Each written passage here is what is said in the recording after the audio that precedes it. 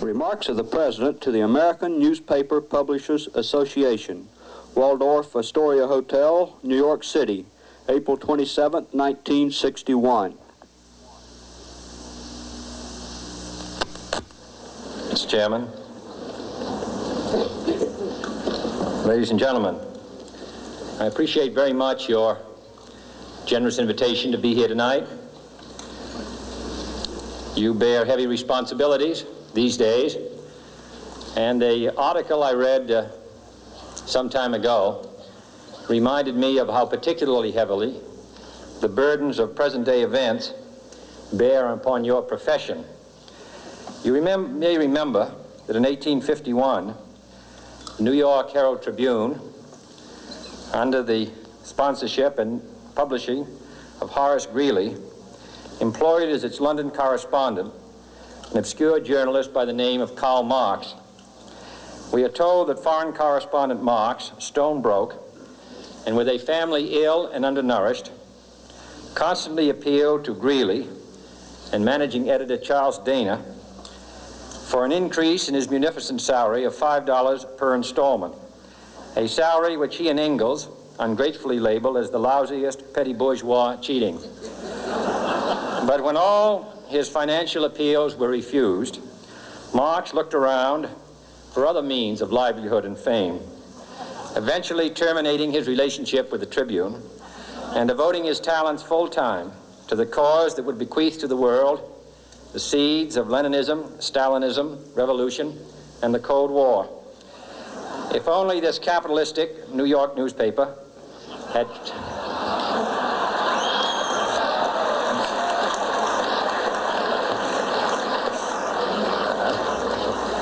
treated him more kindly, if only Marx had remained a foreign correspondent, history might have been different. And I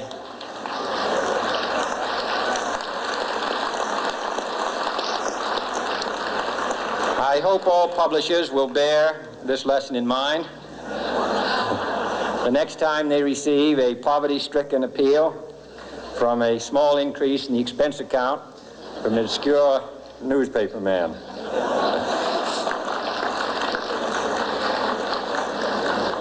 I have selected as the title of my remarks tonight, "The President and the Press." Some may suggest that this would be more naturally worded, "The President versus the Press," but those are not my sentiments tonight. It is true, however, that when a well-known diplomat from another country demanded recently that our State Department repudiate certain newspaper attacks on his colleagues, it was unnecessary for us to reply that this administration was not responsible for the press, for the press had already made it clear that it was not responsible for this administration.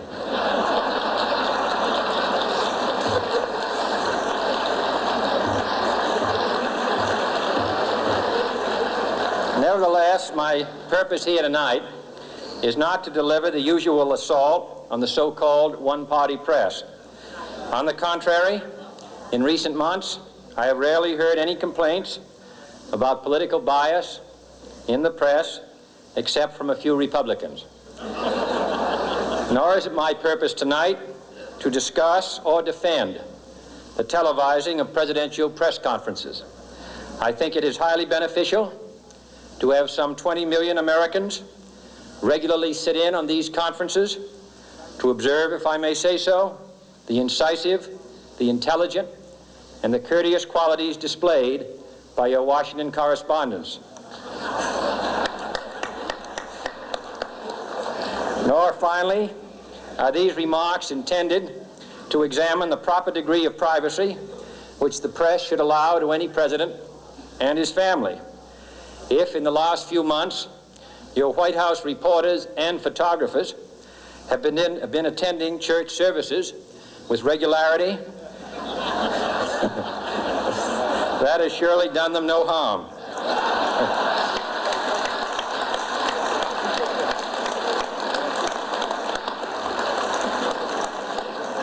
On the other hand, I realize that your staff and wire service photographers may be complaining that they do not enjoy the same green privileges the local golf courses, which they once dared.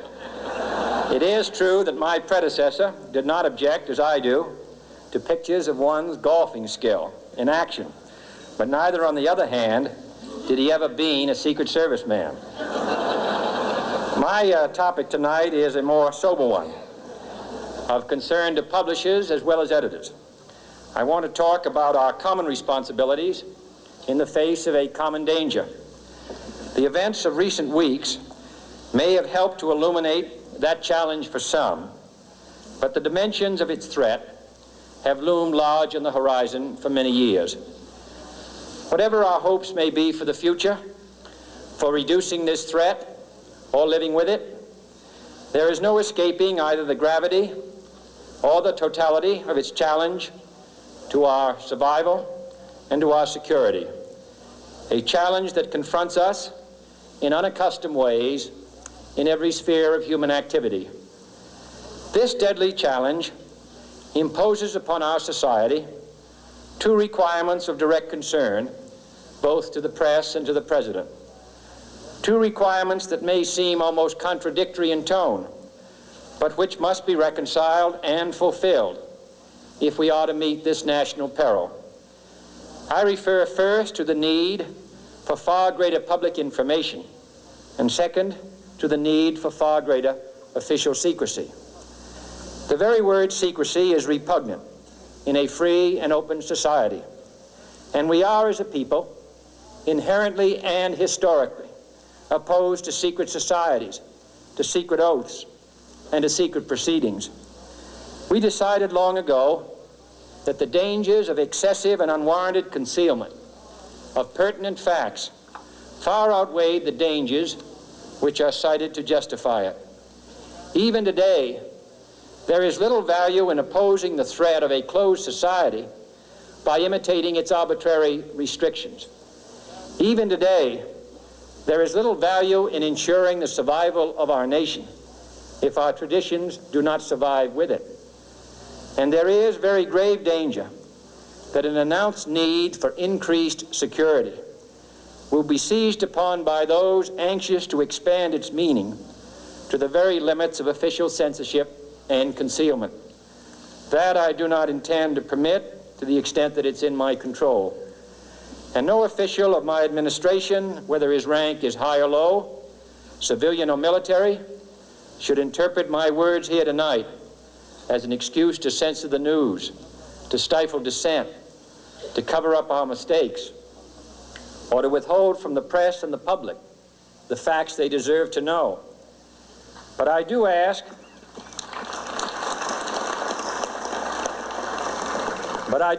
every publisher, every editor, and every newsman in the nation to re-examine his own standards and to recognize the nature of our country's peril.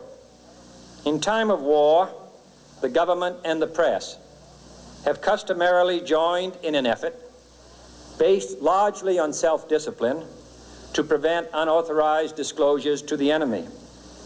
In times of clear and present danger, the courts have held that even the privileged rights of the First Amendment must yield to the public's need for national security. Today, no war has been declared, and however fierce the struggle may be, it may never be declared in the traditional fashion. Our way of life is under attack. Those who make themselves our enemy are advancing around the globe. The survival of our friends is in danger, and yet no war has been declared. No borders have been crossed by marching troops. No missiles have been fired. If the press is awaiting a declaration of war before it imposes the self-discipline of combat conditions, then I can only say that no war ever posed a greater threat to our security. If you are awaiting a finding of clear and present danger, then I can only say that the danger has never been more clear, and its presence has never been more imminent. It requires a change in outlook, a change in tactics, a change in missions by the government, by the people, by every businessman or labor leader, and by every newspaper. For we are opposed around the world by a monolithic and ruthless conspiracy that relies primarily on covert means for expanding its sphere of influence, on infiltration instead of invasion, on subversion instead of elections, on intimidation instead of free choice, on guerrillas by night instead of armies by day. It is a system which has conscripted vast human and material resources into the building of a tightly knit, highly efficient machine that combines military, diplomatic, intelligence, economic, scientific, and political operations. Its preparations are concealed, not published. Its mistakes are buried, not headlined. Its dissenters are silenced, not praised. No expenditure is questioned, no rumor is printed, no secret is revealed. It conducts the Cold War, in short, with a wartime discipline no democracy would ever hope or wish to match. Nevertheless, every democracy recognizes the necessary restraints of national security. And the question remains whether those restraints need to be more strictly observed if we are to oppose this kind of attack as well as outright invasion. For the facts of the matter are that this nation's foes have openly boasted of acquiring through our newspapers information they would otherwise hire agents to acquire through theft, bribery, or espionage. That details of this nation's covert preparations to counter the enemy's covert operations have been available to every newspaper reader, friend and foe alike. That the size, the strength, the location, and the nature of our forces and weapons, and our plans and strategy for their use, have all been pinpointed in the press and other news media to a degree sufficient to satisfy any foreign power, and that in at least one case, the publication of details concerning a secret mechanism whereby satellites were followed required its alteration at the expense of considerable time and money. The newspapers which printed these stories were loyal, patriotic, responsible, and well-meaning. Had we been engaged in open warfare, they undoubtedly would not have published such items. But in the absence of open warfare, they recognized only the tests of journalism and not the tests of national security. And my question tonight is whether additional tests should not now be adopted. That question is for you alone to answer. No public official should answer it for you. No governmental plan should impose its restraints against your will. But I would be failing in my duty to the nation in considering all of the responsibilities that we now bear and all of the means at hand to meet those responsibilities if I did not commend this problem to your attention and urge its thoughtful consideration. On many earlier occasions I have said, and your newspapers have constantly said, that these are times that appeal to every citizen's sense of sacrifice and self-discipline. They call out to every citizen to weigh his rights and comforts against his obligations to the common good. I cannot now believe that those citizens who serve in the newspaper business consider themselves exempt from that appeal. I have no intention of establishing a new Office of War Information to govern the flow of news. I am not suggesting any new forms of censorship or new types of security classifications. I have no easy answer to the dilemma that I have posed and would not seek to impose it if I had one. But I am asking the members of the newspaper profession and the industry in this country to re-examine their own responsibilities, to consider the degree and the nature of the present danger, and to heed the duty of self-restraint which that danger imposes upon us all. Every newspaper now asks itself, with respect to every story, is it news? All I suggest is that you add the question, is it in the interest of national security? And I hope that every group in America, unions and businessmen and public officials at every level, will ask the same question of their endeavors and subject their actions to this same exacting test. And should the press of America consider and recommend the voluntary assumption of specific new steps or machinery, I can assure you that we will cooperate wholeheartedly with those recommendations.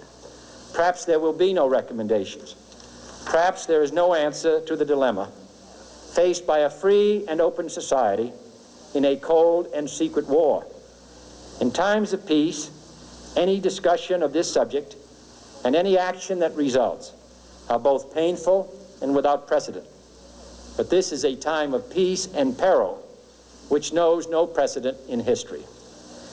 It is the unprecedented nature of this challenge that also gives rise to your second obligation, an obligation which I share, and that is our obligation to inform and alert the American people, to make certain that they possess all the facts that they need and understand them as well, the perils, the prospects, the purposes of our program, and the choices that we face. No president should fear public scrutiny of his program, for from that scrutiny comes understanding, and from that understanding comes support or opposition, and both are necessary. I am not asking your newspapers to support an administration, but I am asking your help in the tremendous task of informing and alerting the American people. For I have complete confidence